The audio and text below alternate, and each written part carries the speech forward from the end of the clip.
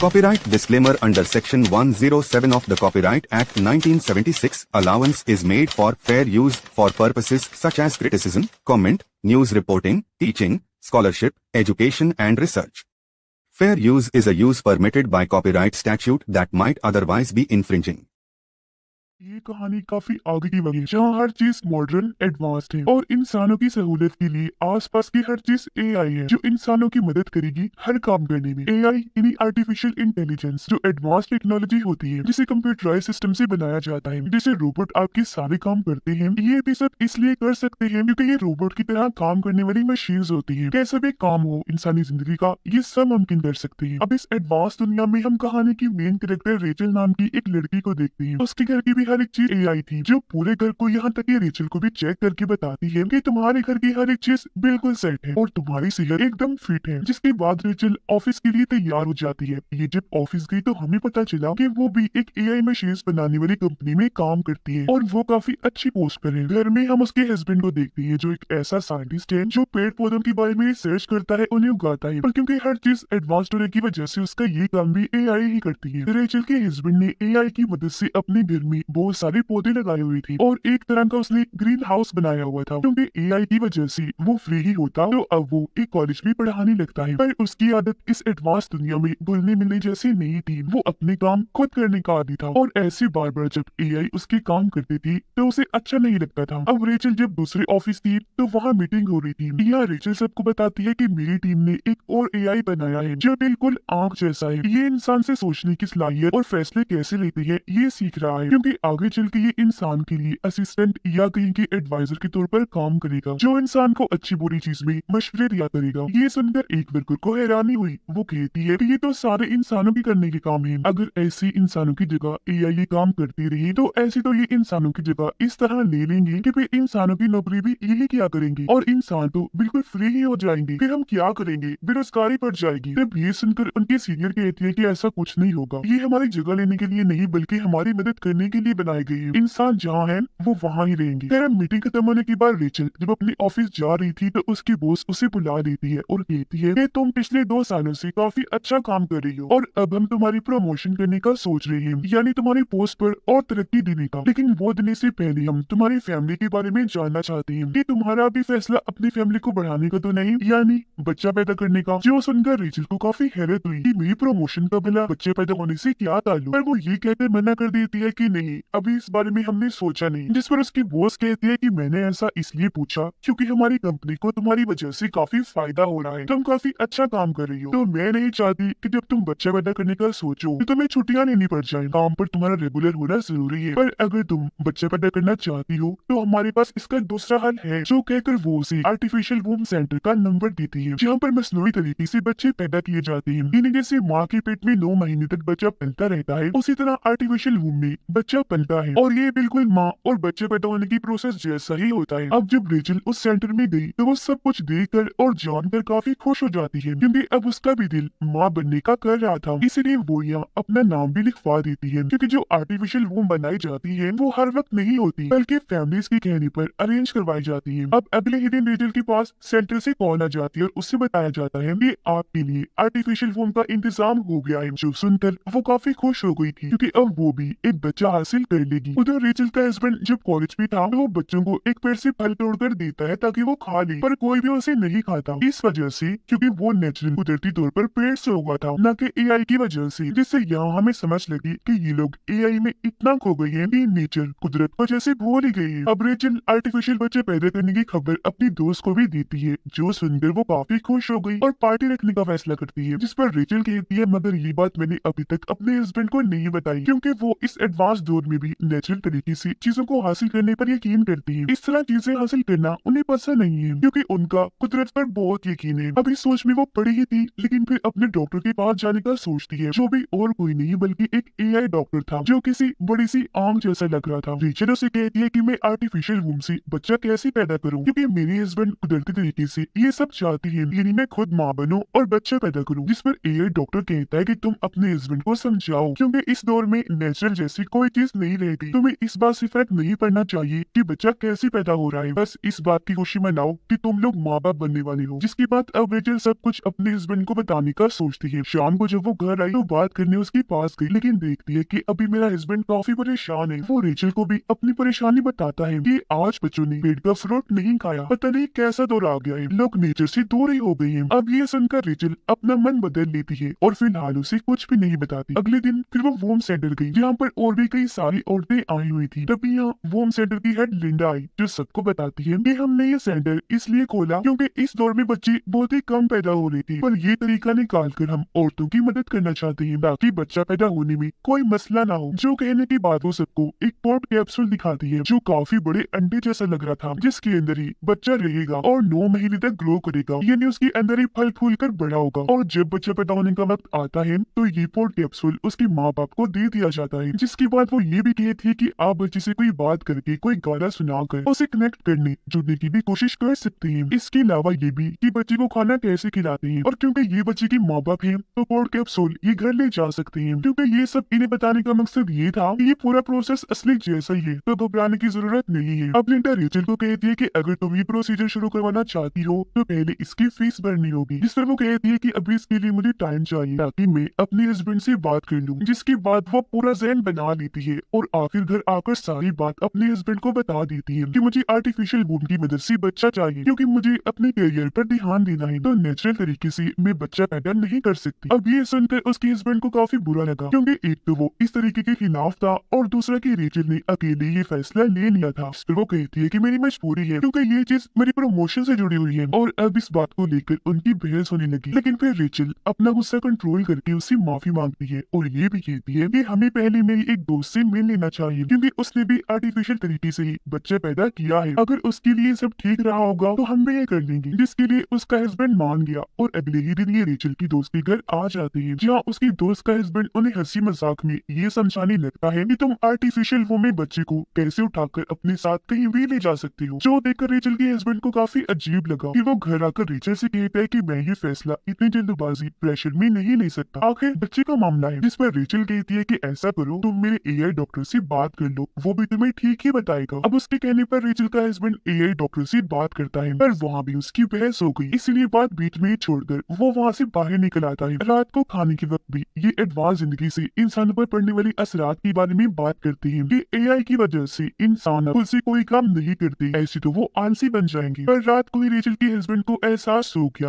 और वो उसे कहता है कि मैं जानता हूँ तुम ये सब हमारी फैमिली के लिए ही कर रही हो, और अगर तुम्हारी खुशी आर्टिफिशियल तरीके से बच्चा पैदा करने में है तो मैं भी इसमें राजी हूँ। और अब वो भी आखिर इस फैसले के लिए राजी हो गया। फिर अगले ही दिन ये लिंडा से मिलने जाती है, जहाँ वो कहती है कि अगर आपको लड़का चाहिए तो उसके लिए हमें आपकी और ज्यादा मदद चाहिए, मतलब आप दोनों को अपने जिस्म की कोई चीज देनी होगी। जिस पर रेचल कहती है कि नहीं, जरूरी नहीं कि लड़का ही हो, अब बच्चा होगा या बच्ची ये चीज हम नेचर पर छोड़ देते हैं। जिसके बाद इनके बच्चे का प्रोसेस शुरू हो गया, जो उन्हें स्क्रीन पर दिखाया जा रहा था। हर चीज ठीक थी, यानी कि 9 महीने के बाद इन्हें बच्चा मिल जाएगा, जो सोचकर ये काफी खुश हो जाती है। अब रेचल उस ऐप के जरिए बच्चे से कनेक्ट होने जुड़ने की कोशिश करती है, जो उसे लिंडा ने बताई थी, जहाँ वो देखती है कि कुछ हफ्ते हो गए हैं पर बच्चे की ग्रोथ अभी इतनी नहीं हुई। इस वजह से उसे परेशानी होने लगी। फिर रात को जब वो सो रही थी तो उसे एक सपना आया, जिसमें वो देखती है कि वो प्रेग्नेंट है और उसका बच्चा पैदा हुआ है, जो कोई बेबी नहीं था बल्कि एक अंडा था। अब उसे ये सपना काफी अजीब लगा, जिसके बारे में वो अपने एआई डॉक्टर को बताती है, जिस पर उसका कहना था कि तुम्हारे इस सपने का मतलब यही हो सकता है कि अब तुम सच में माँ बनने वाली हो। इसके अलावा सपनों का ताल्लुक हमारी असली जिंदगी से नहीं होता, तो तुम इस पर ध्यान ना दो। अब 6 हफ्ते गुजर जाते हैं, जहाँ ये लोग वूम सेंटर में गए, देखते हैं कि इनके बच्चे की दिल की धड़कन चलना शुरू हो गई है, जिससे इन्हें बहुत खुशी हुई। फिर लिंडा इन्हें इजाजत दे देती है कि ये पोर्ट कैप्सूल को अपने घर ले जा सकते हैं ताकि बच्चे से घुल मिल सके। घर लाकर रेचल का हस्बैंड पहली बार स्क्रीन में अपने बच्चे को देखता है, जिससे आज यहाँ उसे एहसास हुआ कि हमारा बच्चा आने वाला है, और बाप बनने की उसे बहुत खुशी होने लगती है। वो बच्चे से कनेक्ट होने लगा, जैसे उसे कहानियां सुनाता है, अपने ग्रीन हाउस में लेकर जाता है। पर उसकी निस्बत रेचल इन सबसे कनेक्ट नहीं कर पा रही थी, क्योंकि उसे लग रहा था कि इस तरह बच्चा पैदा करके मैं ये एहसास खो दूंगी कि प्रेग्नेंट होने पर क्या होता है। वो जब पूल में नहाने गई तो एक प्रेग्नेंट औरत को देखती है, जो रेचल का हाथ अपने पेट पर रखती है और उसे एहसास करवाती है कि प्रेग्नेंट होकर औरत को कैसा महसूस होता है। जो देखकर रेचल को उसके लिए काफी अच्छा लगा, पर अब उसे अपने फैसले पर पछतावा हो रहा था। फिर ये दोनों वोम सेंटर गए अपने बच्चे के बारे में और ट्रेनिंग लेने के लिए, जहाँ ये देखते हैं कि वहाँ आज कुछ बड़े बच्चों को लाया गया है जो पढ़ाई कर रहे हैं, पर वो खुद से कुछ भी नहीं लिख रहे हैं, बल्कि वो एआई रोबोट्स को कह रहे हैं कि ये लिखो, जिस पर वो रोबोट्स लिख रहे थे। अब ये देखकर अक्सर माँ बाप को काफी हैरानी हुई, और फिर तभी यहाँ खड़ा एक लड़का पूछता है कि मेरा भतीजा आर्टिफिशियल वूम से पैदा हुआ था, पर एक अजीब चीज, उसे आज तक एक भी सपना नहीं आया। जिस पर लिंडा कहती है कि हाँ,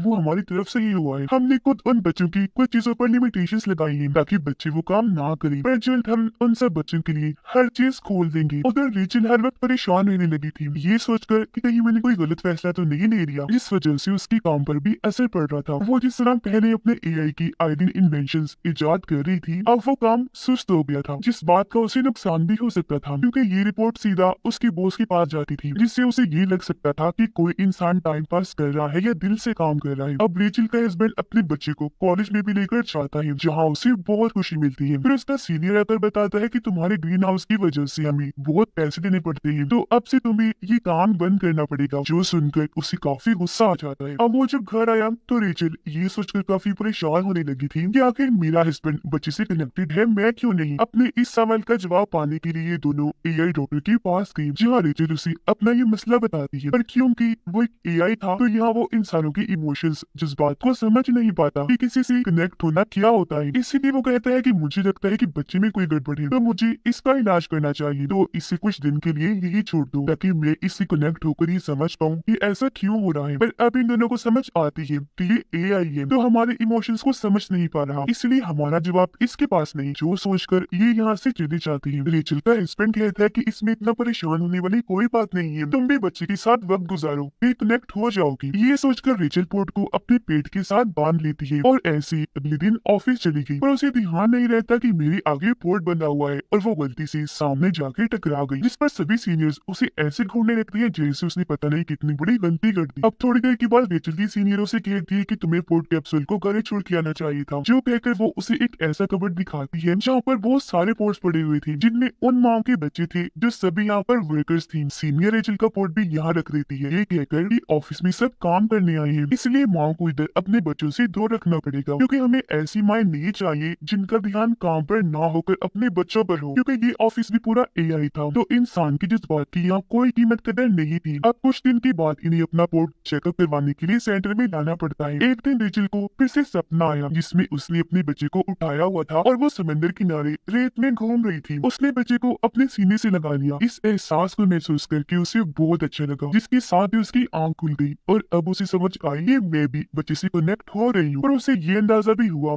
कि मुझे इसमें नेचर की भी मदद लेनी पड़ेगी, इसीलिए वो अपने घर में बने ग्रीन हाउस में जाती है और अपने हस्बैंड के लगाए पेड़ पौधों की खुशबू लेने लगती है। फिर एक गमला उठाकर घर के अंदर भी ले आई। उसके हस्बैंड ने जब उसे ये करते हुए देखा तो उसे भी काफी अच्छा लगा। अब जब रेचल ऑफिस जा रही थी तो उसकी बॉस एक बार फिर उसे पकड़ लेती है और पूछने लगी कि भाई क्या बात है, तुम्हारी तरफ से काम इतना सुस्त क्यों है? एआई इन्वेंट करने में तुम काफी पीछे हो, तुम्हारा बच्चा तो ठीक है, कहीं उसकी परेशानी तो नहीं? जो सुनकर रेचल को काफी अजीब लगा। वो समझ जाती है कि मैं चाहे जो मर्जी कर लूँ यहाँ, लेकिन मेरी बॉस कभी कुछ नहीं होगी, क्योंकि इन्हें इंसानों के रूप में ऐसे रोबोट चाहिए जो अपने इमोशंस को साइड पे रख के हर वक्त काम करते रहे। अब देखते ही देखते इनका बच्चा 8 महीने का हो जाता है। ये काफी खुश थी। उसके साथ और वक्त गुजारने के लिए ये पोर्ट को घर ले जाने के लिए कहते हैं, पर लिंडा इन्हें ये कहकर मना कर देती है कि सॉरी, ऐसा मुमकिन नहीं है, क्योंकि इस स्टेज के बाद हम बच्चे के दिमाग और जिस्म की ट्रेनिंग करते हैं। असल में हम यहाँ एक रिसर्च भी करते हैं, जिसके लिए बच्चों के दिमाग से डेटा लिया जाता है जो हमारे रिसर्च में काम आएगा। जो सुनकर रेचल काफी चौंक गई थी है, मगर मैंने ऐसी किसी ट्रेनिंग के लिए हामी नहीं भरी थी। मेरी इजाजत के बगैर हमारे बच्चे के साथ आप ऐसा कैसे कर सकती हैं? इस पर लिंडा हंसते हुए कहती है कि ये सब आपकी कॉन्ट्रैक्ट समझौते में था, आपने उस पर साइन किए थे, जिस पर साफ लिखा था कि हम यहाँ पर रिसर्च भी करते हैं और अब आपको बच्चा ले जाने के लिए नहीं दिया जाएगा, क्योंकि हम बच्चे की डिलीवरी कुछ दिन पहले ही कर देते हैं। यानी बच्चा पैदा करके उसे पोर्ट से निकाल लिया जाएगा, क्योंकि हमारे पास यहाँ एक लंबी लिस्ट है जिन और औरतों ने अपने बच्चे पैदा करवाने हैं जिनके लिए हमें पोर्ट्स चाहिए, तो इसीलिए अब ना चाहते हुए भी उन्हें ये बात माननी पड़ी। और अब वक्त के साथ साथ रेचल को समझ आने लगती है कि ये सब कुछ ट्रैप जाल की तरह था, हमें फंसाने के लिए प्रमोशन के नाम पर आर्टिफिशियल तरीके से बच्चे पैदा करवाने का कहा गया, क्योंकि इस तरह वो लोग अपनी रिसर्च भी कर सकेंगे और हमारी कंपनी को गवर्नमेंट और बाकी बड़े इदारों से पैसे भी मिलेंगे। अब घर आकर दोनों ही काफी उदास थे, लेकिन उसका हस्बैंड रुकने वाला नहीं था। वो वापस सेंटर में आकर अपने बच्चे वाला पोर्ट चोरी छुपे उठा लेता है और सबकी नजरों से बचते हुए उसे घर ले आता है। और अब अपने बच्चे को वापस पाकर ये दोनों ही काफी खुश हो जाते हैं। पर इस रात रेचल को दोबारा सपना आया जिसमें उसका बच्चा पैदा हो गया है और अब वो एक मॉल में अपने बच्चे के लिए शॉपिंग कर रही है। अब नींद से उठने के बाद वो अपने हस्बैंड को कहती है कि मैं भी तुम्हारे साथ इत्तेफाक करती हूँ। मैं भी अपने बच्चे को इस दुनिया में बड़ा नहीं करना चाहती बल्कि नेचुरल तरीके से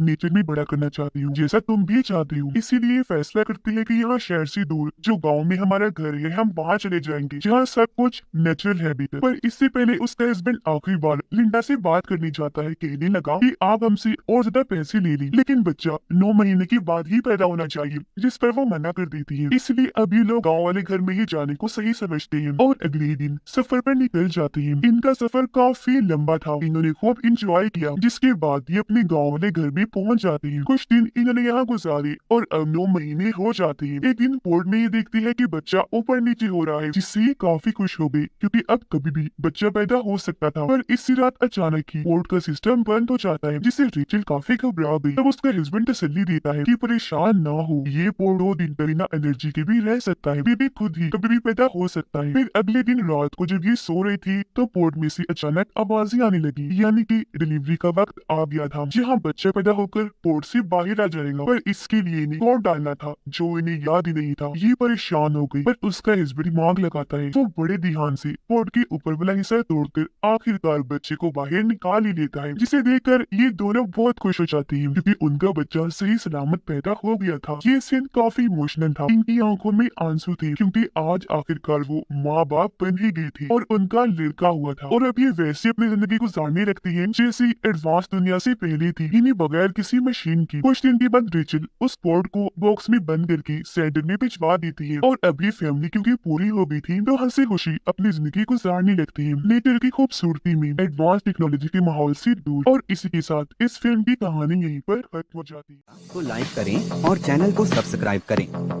अगर आप फेसबुक पर हैं तो वीडियो को लाइक करिए और हमारे पेज को फॉलो करें। कमेंट करके जाए तो अच्छा है।